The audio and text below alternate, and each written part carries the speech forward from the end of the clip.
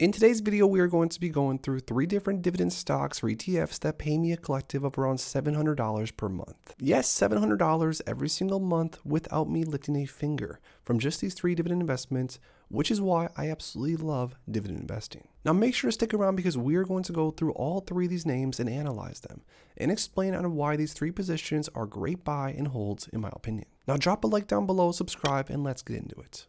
Now just for some full transparency, this right here is one of my largest dividend growth portfolios that's made up of names of Apple, Realty Income, Devo, Jeppy, and others.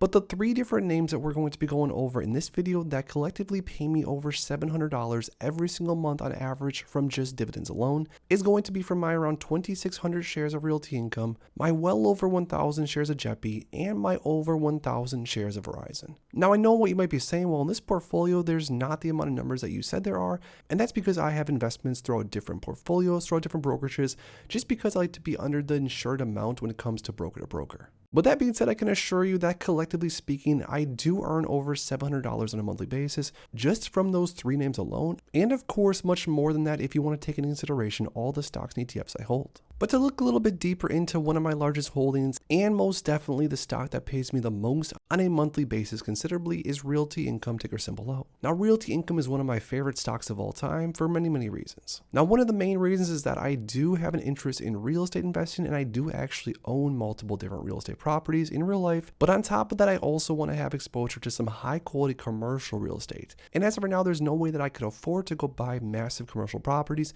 So what better way to get exposure to some high quality real estate commercial properties than buying into some Realty Income? Now, like I said a little bit earlier, collectively across all my portfolios right now, I think I own somewhere of around 2,500 to 2,600 shares of Realty Income.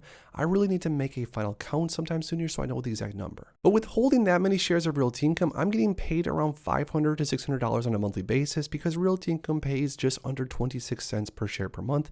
And with around 2,500 or 2,600 shares, that's the exact math that it works out to. Now, my cost basis across all my shares of Realty Income, in case anyone's curious, is around $55 or $56 per share. So I am currently down in the shares, but I am also selling cover calls, making up some of the losses, which is definitely helpful. Now with Realty Income tanking so far year to date because of the interest rate situation and many other things, Realty Income in my opinion is a great buy and hold opportunity for investors that are willing to weather the storm. Now my next biggest position that pays me a ton on a monthly basis, this might be one of my biggest dividend payers of all time, are my over 1,000 shares of the Jeppy ETF or the JP Morgan Equity Premium Income ETF. Now I've been buying and holding onto Jeppy for multiple years now and I'm pretty much flat on my position. I think my average cost basis across the board is around $54 or $55 per share, and I have sold some cover calls to make up some of the difference. Now when it comes to Jeppy, one of the things I love is that it pays a dividend on a monthly basis, but one of the things I'm not super fond of as of recently is because of the recent volatility or lack thereof.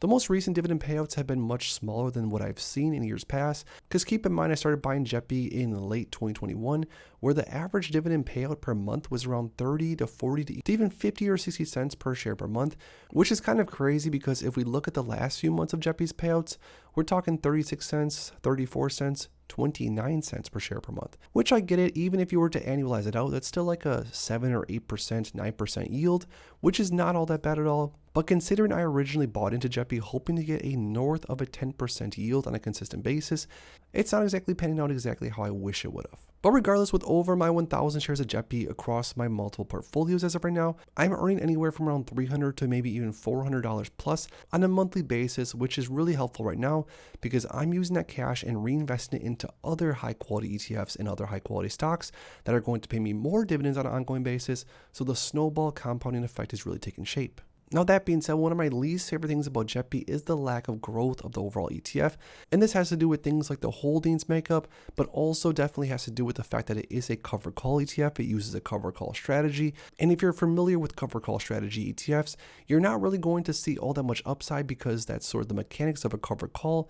You're not really going to see the upside, but you are going to have some downside protection.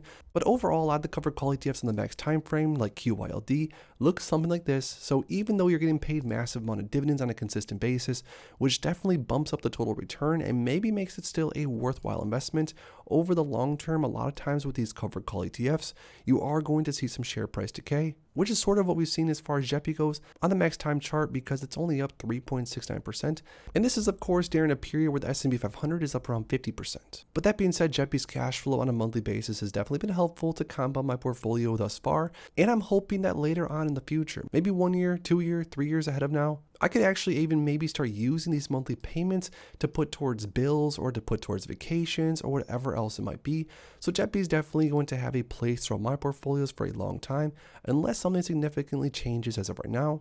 But comment down below just out of curiosity what you think of JEPI. Now my last biggest holding that really bumps up my dividend income on a monthly, quarterly basis, however you want to average it out, is Verizon Communications or ticker symbol VZ. Now, when it comes to Verizon, I unfortunately started to buy Verizon back in 2020 and 2021, and my average share price on Verizon is in the upper 40s, which I am not all that excited about. Now, even though I'm down quite a bit on share price with my well over 1,000 shares of Verizon, I have been getting paid dividends along the way. And if you were to average out the amount of dividends that I get paid on a monthly basis from Verizon, it's well over $200 per month. Now, because Verizon is a telecommunications stock that's pretty much loaded and full of debt, as well as there's been some other issues over the last year when it comes to Verizon, the stock really hasn't done all that well, down 23.24% year to date, which I absolutely hate seeing. But I guess the silver lining when it comes to Verizon for my specific personal situation is I've been selling covered calls ever since Verizon was actually at $50 per share.